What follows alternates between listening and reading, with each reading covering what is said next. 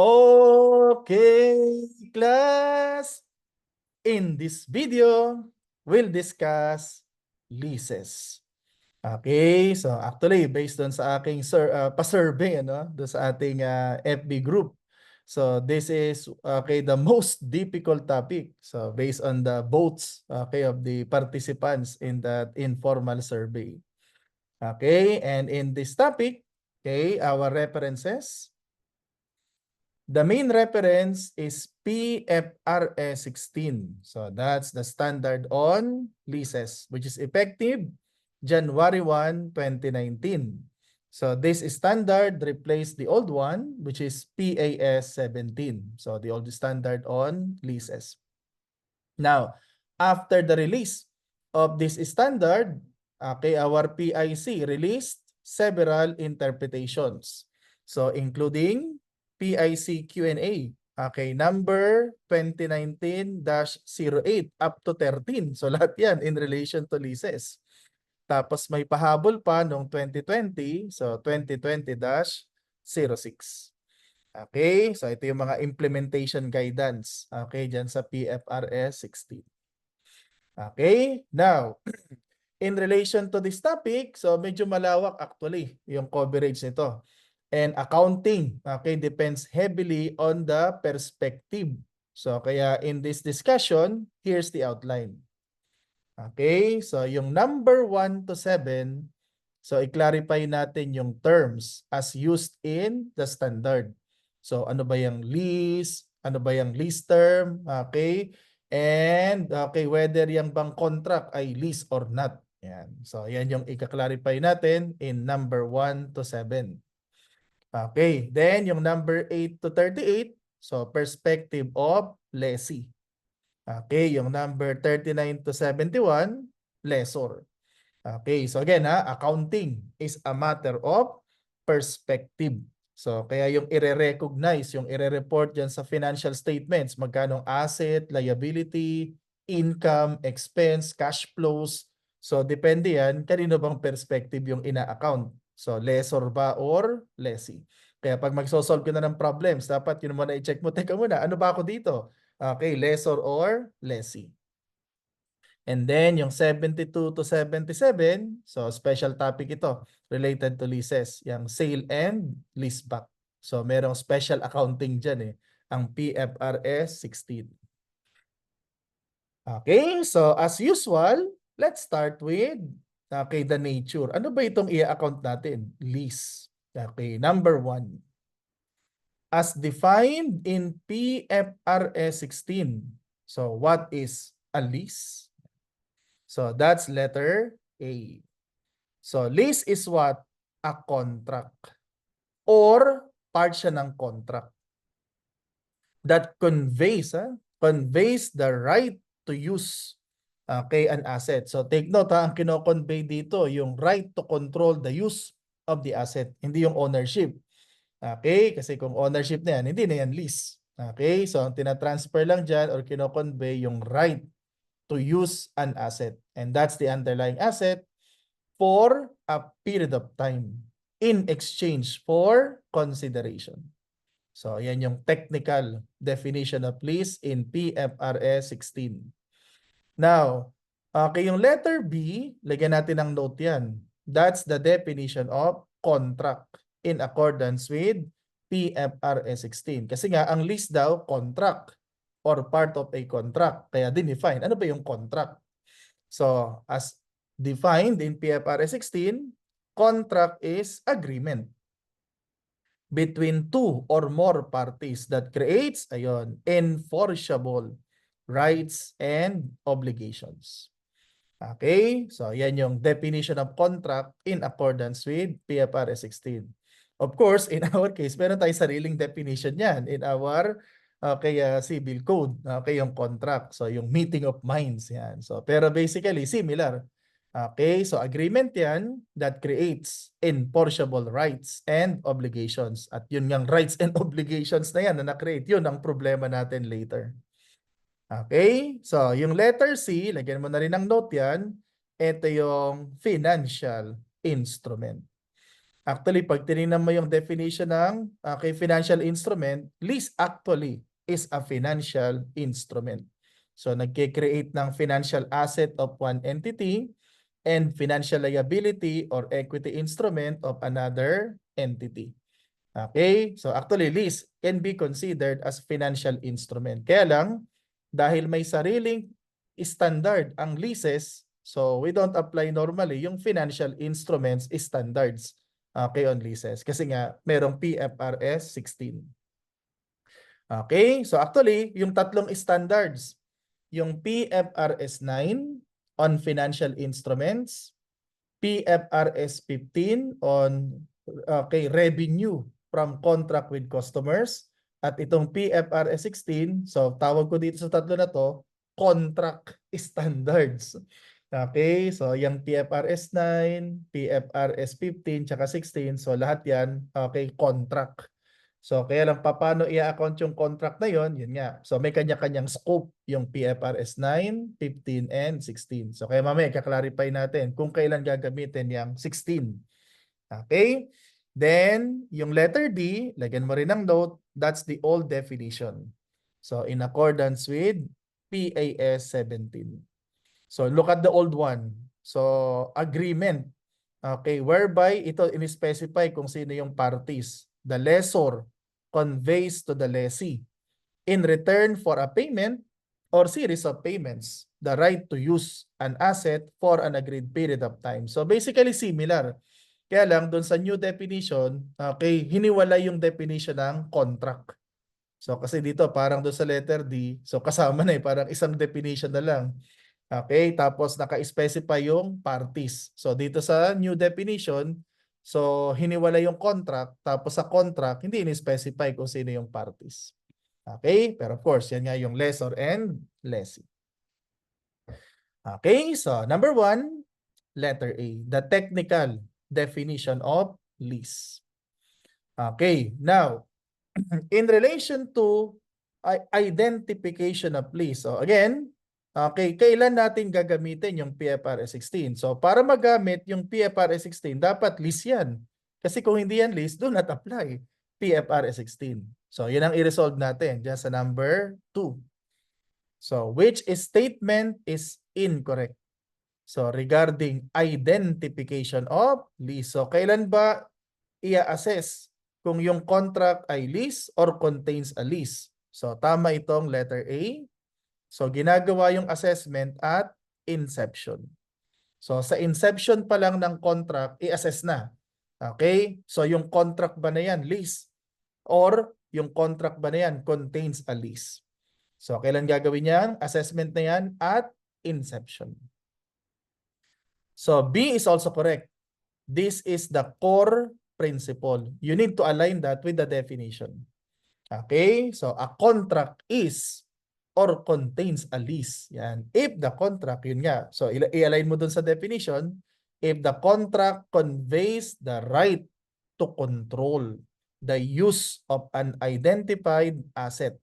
So ito nga yung underlying asset for a period of time in exchange for consideration. So again ang ita-transfer dito ng lessor okay, ay yung right, okay, to use, yung right to control the use of an identified asset. So hindi yung ownership, kasi pag ownership yan, ibang standard na yan. So usually yan, PFRS 15 na yan. Okay, so tama din yung letter C. If a contract contains a lease and non-lease components, then yung non-lease component is accounted for in accordance with applicable PFRS. For example, okay, so yung contract of lease, okay, of a car, okay, tapos may maintenance services. So kaya may lease and non-lease component. So yung lease component, syempre ang i-apply dyan, PFRS 16. Yung okay, lease of car. Pero yung maintenance services, rendering of services na yan. Hindi na covered yan ng PFRS 16. So ang i-apply na dyan, applicable standard. And what is that? So yan nga yung PFRS 15, yung revenue from contract with customers. So kaya pagka ganyan ang situation, nakabundle siya. Okay, nakapackage. May lease, non-lease. Ang problem dyan, yung allocation ng consideration. So parang sa PFRS 15, yung transaction price ina-allocate using standalone selling price. Okay, so kapag merong multiple performance obligation. So yung transaction price ina-allocate so using standalone selling price. So dito ganun din. What if lease lang, walang maintenance services? What if maintenance services lang, walang lease? So yung standalone price na yun ang gagamitin to allocate the consideration. So kaya medyo matrabaho pagka nakabundle. So you need to allocate the consideration. So again ha, yung lease, PFRS 16. Yung non-lease, applicable standard. Okay, and in this case nga, that's PFRS 15. Okay, so ang incorrect, delta. An entity shall reassess. So i-assess at inception. So kailan i-reassess? Okay, hindi naman at the end of each reporting period. Masyado naman matrabaho yan kung every year end, nire-reassess.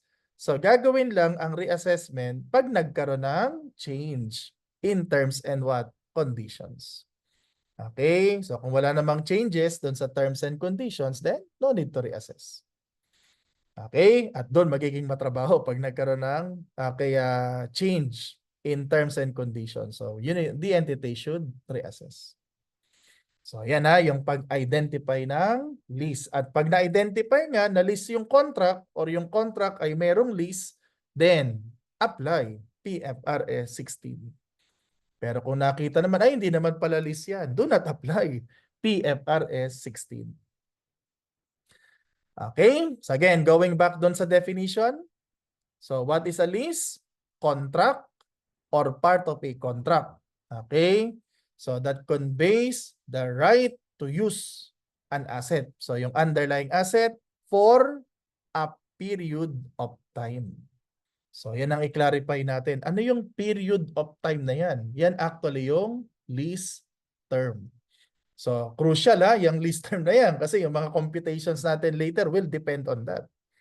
And what is the lease term? Yan, that's number 3.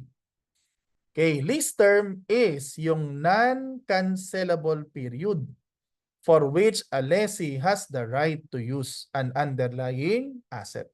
Kasi para maging enforceable yung right at yung obligation, so dapat non-cancelable siya. So together with, yan so together with, ang sagot dyan, letter C. So both A and B.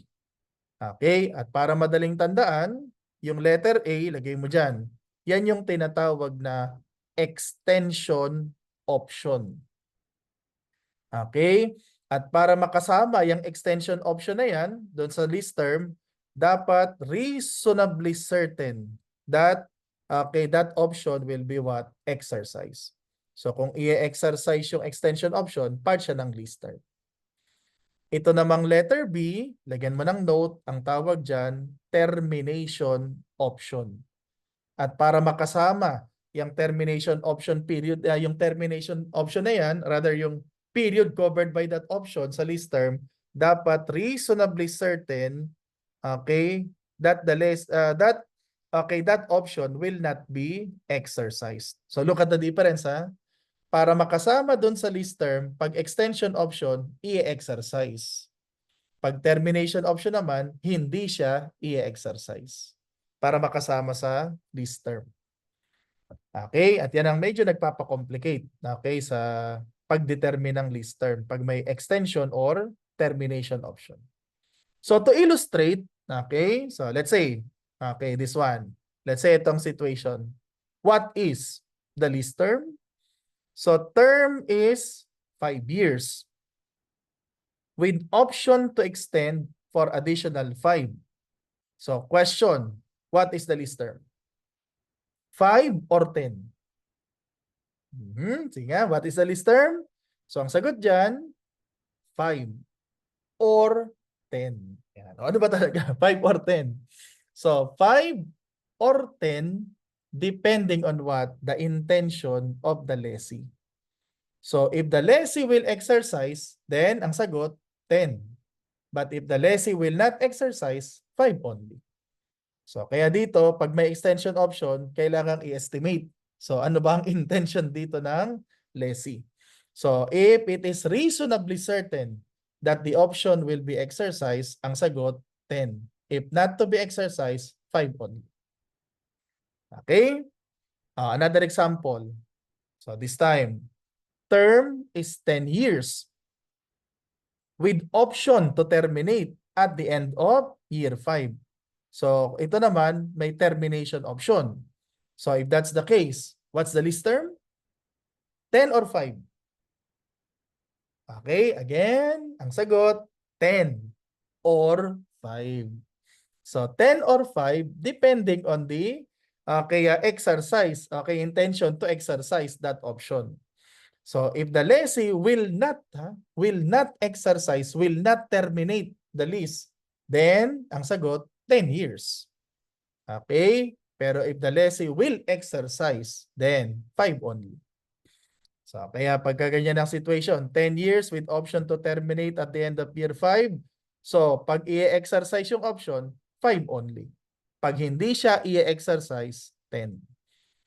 Okay? So kaya yung extension option para maisama sa lease term, okay, dapat i-exercise. Pag termination, dapat hindi siya i-exercise. Okay? So doon magkakaroon ng reassessment. Okay? So kapag initially yung extension option hindi gagamitin tapos later on sige na nga gamitin na. Okay naman termination option initially hindi i-exercise tapos i-exercise. Okay? So that's lease term. Okay, now, as I mentioned earlier, nung nirelease yung PFRS 16, so maraming interpretations ang inisyo ng PIC. So isa nga dyan, actually dalawa, okay, dyan sa inisyo, practical guidance in determining the lease term. So that's number 4. Okay, so incorrect. Yan, which statement is incorrect regarding determination of lease term and yung assessment of the non-cancelable period of a lease. So, yan yung pag-determine niya ng lease term. So, A is a correct statement. Yan ang core principle. An entity shall apply the definition of a contract. And as noted earlier, ano nga uli ang contract? Agreement. Agreement between two or more parties that creates enforceable rights and obligations. So, ibig sabihin, may contract kapag yung rights and obligations na yon enforceable. So, kaya determine yung period for which the contract is enforceable. So, yan yung core principle. So, yung letter B, C, and D, so what if may option to terminate? So, yun ang na-clarify ng PIC dyan. So, tama itong letter B. So, a lease is no longer enforceable when the lessee and the lessor each has the right to terminate the lease without permission from the other party with no more than an insignificant penalty. So, lagyan mo ng note yung letter B. So, dyan sa letter B, sino ang may option to terminate? So, either the lessor or the lessee. Okay? So, either of them can terminate. Tapos, di na kailangan magpaalam sa other party. Pagka ganyan daw ang agreement, so hindi na siya enforceable. Okay? So, as if wala nang contract. Kasi nga, kung ayaw na ng lessee, hindi niya na kailangan magpaalam kay lessor, terminate niya na. Ganon din si lessor, di niya na, kahit di niya nasabihan si lessee, mate-terminate na. Pagka ganyan, parang walang agreement. Okay? So, basically, walang contract. So, since yung right and yung obligation, not enforceable. So, sa letter B ha, sino ang merong option to terminate? Lessor and lessee. Okay. Tama din itong letter C. So, kung sa letter B, ang may option si lessor and lessee, dito sa letter C, lessee only.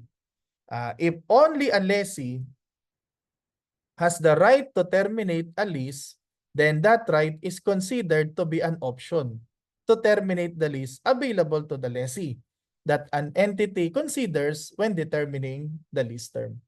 So simply stated, pagka ang option na kay lessee lang, so as discussed earlier, considered lang siya as what? Termination option. available to lessee. And as noted earlier, pagka ganyan, consider yung intention ng lessee. Okay, in determining the lease term. So pag lessee only ha, treat as what? Termination option. So dito nagkamali sa letter D. So again, sa letter B, sinong may option to terminate? Lessor and lessee. Sa letter C, lessee only. Dito naman sa D, lessor only. Okay, now if only a lessor has the right to terminate a lease, the non-cancelable period of the lease, dito nagkamali. So dapat yan, includes. Includes dapat. Yan ha? So includes dapat yan. Includes the period covered by the option to terminate the lease. In other words, pagka si lessor lang ang may option to terminate, just ignore. So ignore mo lang yung option na yan. As if wala yung option na yan. Okay? So, for practical guidance, refer to PIC Q&A number 2019-12 and 13.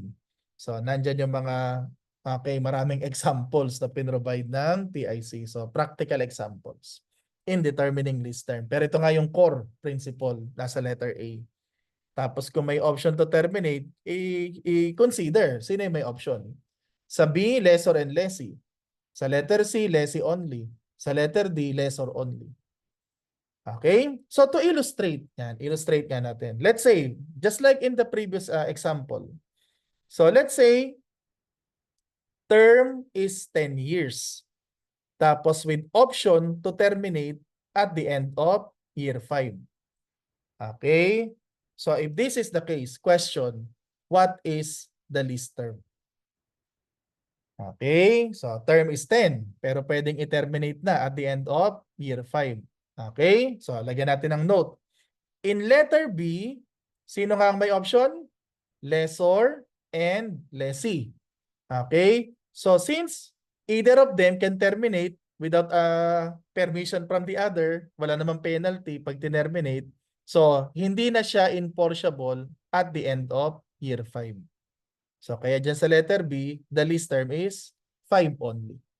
Since the lease is no longer enforceable, the contract is no longer enforceable at the end of year 5. So, hindi na siya lease. Okay? Hindi na siya contract at the end of year 5. Okay? Kaya pagka ganyan ang situation, 5 only. Okay. Yung letter C. So, since si lessee lang ang may option, termination option yan.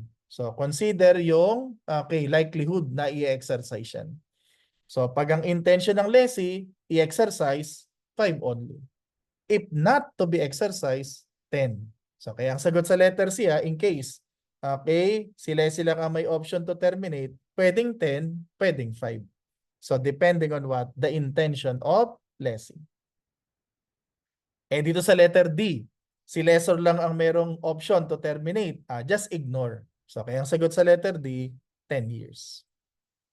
So, as if wala yung option na yan. So, kaya kasama yung period covered by that option doon sa lease term. Okay? So, yan ha. So, basta ang key dyan is enforceability. So, dapat enforceable. So, para makasama siya sa lease term. Okay? So again, for more examples, refer to PIC Q&A 2019-12 and 13. Okay, now, number 5. So di ba nga at inception, ina-assess na kung yan ba ay lease or not. Tapos at inception, i-determine din yung lease term. Now, the question in number 5, which of the following will likely require reassessment of the lease term after the commencement date? So yung initialing na determine na lease term, kailan daw yun i-reassess? Okay? Or alin dito sa mga situations na to ang most likely magre-require ng reassessment? So magbabago yung lease term. Okay? So which one? Yes or no? Yan. So will this item affect yung lease term? So let's see. 1, significant leasehold improvements not, take note itong key dyan not anticipated at commencement date that are expected to have significant economic benefit for the lessee when the option to extend or terminate the lease becomes exercisable. So meaning, nung inception, wala pa yung leasehold improvements na yan nung dinetermine yung lease term. Tapos after commencement date, biglang nagkaroon ng significant leasehold improvements. Kung ikaw si lessee, gumastos ka na dyan. So most likely yan, kung may option ka to extend, i-extend mo na yan. Kung may option ka naman to terminate, hindi mo na siya i-terminate. Kasi meron ka ng significant economic benefit from continuing the lease. Okay? So, okay, 1, yes. Kasi hindi siya na-anticipate. Okay? 2, yes also. So, actually, just like number 1. Okay? Kung ka sa number 1, significant leasehold improvements. Dito naman sa number 2, significant modification. Okay? So, mas naging customized na yung asset. Kaya kung ikaw nga yung lessee dyan, malamang extend mo na yan. Or malamang hindi mo na siya i-terminate. Okay? So, kasi nga, customized sa significant modification made. 3, yes also. Kasi sinublease eh. Tapos yung period, okay, nung sublease, nag-extend beyond dun sa previously determined lease term. Malamang yan, i-extend yan because of the sublease. Okay, and number 4, yes also. Business decision of the lessee that is directly relevant to exercising or not exercising an option. Okay? So ang bottom line dyan, i-consider mo yung economic benefit from exercising or not exercising the option. Okay? So yung 1, 2, 3, and 4 na yan, most likely will require reassessment. So answer, letter A. At doon nga sa 1, 2, and 3, most likely, kung may option to extend, malamang i-extend yan. Kung may option to terminate, malamang hindi na i-terminate yan. So, doon sa number 4, well, depende doon sa situation. Okay? So, kasi directly related doon sa business decision. Okay? Pero yan, yung 1 to 4 na yan, likely will require reassessment of the lease term. At doon, later on, magiging problem natin yan pagka nagbago yung lease term. So, magbabago ng magkakaroon ng remeasurement yan. Okay. Now, regarding the lease term, when to start? Yan. So, number 6. The lease term begins, ang sagot dyan, bravo, at commencement date.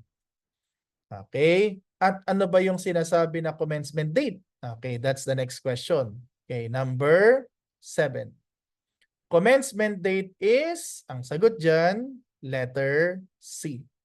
So, ito yung date on which a lessor makes an underlying asset available for use by a lessee. So, kapag ka yung asset available for use na by the lessee, yun na, commencement date na yun. And lease term begins on that date. Okay, pero as noted earlier, no? Okay, kailan ina-assess kung yung contract ba or portion of the contract lease or not? At inception. So, lagyan natin ng note. Ano naman yung inception date? So, that's letter D. The earlier of A and B. So, A, date of the lease agreement. Okay, yung B, date of commitment by the parties to the principal terms and condition of the lease. So, the earlier of A and B, inception na yan. And at that time, iaalamin na. Aalamin na kung ano yung kung yung contract ba lease or not. Pero yung lease term mag-start lang. Okay? So from the date when the lessor, okay, makes an underlying asset available for use by the lessee. So once okay, available for use na, so lease term begins. Okay? So yan yung commencement date. So again, identify kung lease or not at inception, pero yung lease term will commence the lease term begins at commencement date. Okay, so yan na. So definition of term. So clear na kung ano yung lease term, at kung yung contract ba lease or not. Then as noted earlier, so balikan nga natin yung definition. Lease is what? A contract or part siya ng contract. And may sariling definition ang PFRS 16 on what is a contract. So agreement between two or more parties. That creates what? Enforceable. So, yun yung key, yung enforceability ng rights and obligations. Okay? So, contract yan that conveys the right to use the underlying asset. Okay? For a period of time, yan nga yung lease term, tapos syempre may kapalit in exchange for consideration. At sino nga yung parties dyan sa agreement na yan? Okay, lessor and lessee. Okay? At dito na papasok yung accounting problem. So, paano i-account yung rights and yung related obligations? So, again, on the part of lessee, so depende sa perspective. On the part of the lessee, ano yung rights na ano yung right na na-create niyan? Ito yung right to use the underlying asset. Siyempre kapalit ng right, so si lessee merong obligation to make lease payments. Okay? And if the asset will go back to the lessor, so the lessee has an obligation to return the underlying asset. So, ito yung right. So, ito yung obligations. So, si lessor naman, meron siyang obligation to allow the lessee to use the asset. So, obligation to transfer yung right to use the underlying asset. Okay, syempre kapalit nun, so merong right to receive lease payments. And yun nga, if the asset will go back to the lessor, so merong rights retained on the underlying asset. Okay? At yun na yung problem natin sa accounting. So, paano i-account yung related, okay, yung mga rights and obligations na yan? So again, so depende na yan. So, sino bang perspective ang ina-account natin? Okay? So, para hindi tayo ma-overwhelm, isa-isa muna. Okay? So, unahin muna natin ang lessee. So, on the part of the lessee, so meron siyang right to use the underlying asset. So, in relation to that, magre-recognize ang lessee ng right of use asset. So, ito namang si in relation naman do sa obligation, magre-recognize ang lessee ng lease liability. Okay, so yan yung magiging problem natin. Paano i-account yung right of use asset at yung lease liability. Okay, so yung accounting sa perspective ng lessee, okay, yan ang i-discuss natin in the next video. Okay, so hanggang dyan muna. So we'll continue in the next video. Okay.